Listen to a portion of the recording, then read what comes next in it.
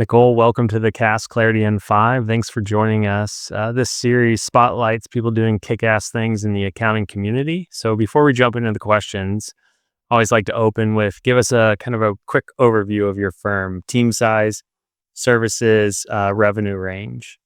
Sure. So I'm Nicole. I'm the founder of Momentum Accounting.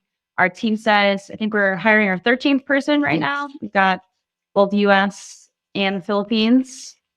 And we service clients typically in the technology space, restoration space, and professional service businesses, typically in the 1 up to 15 million revenue. And then we're typically doing bookkeeping, controller, CFO, payroll services. Awesome. So since this series is powered by Daily, a tool built to automate financial digest of your numbers, how often do you check your firm's numbers? We have our monthly financial review meeting, and earlier this year, I actually delegated doing the bookkeeping to somebody else for the first time. It was the best decision I ever made.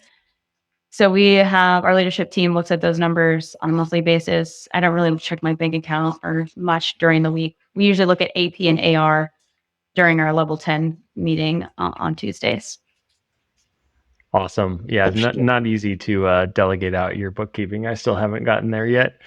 So now we'll jump into the question. So what's the overarching goal or mission kind of driving your firm?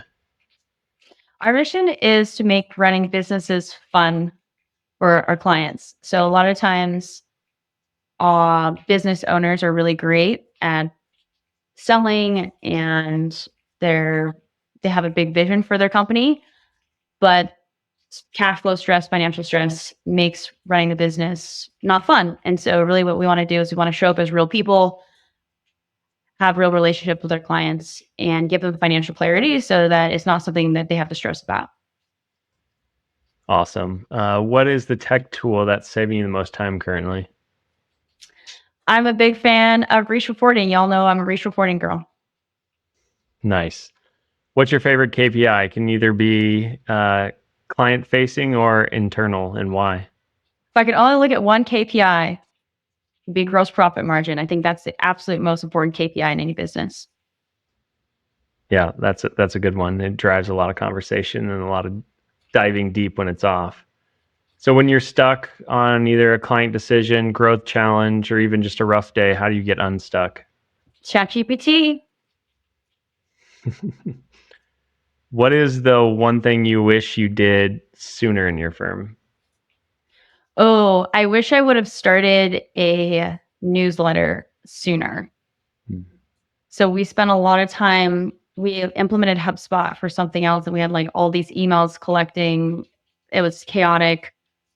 And then once we actually started using it and sending out a newsletter and collecting emails and growing our email list, that's been huge for our client acquisition strategy. And I also wish I would have started a LinkedIn newsletter sooner. So newsletters, creating content, building the list, I would have done that. Awesome. All right, this is your turn to share either an additional tip or something you're working on that you think the accounting community would benefit from.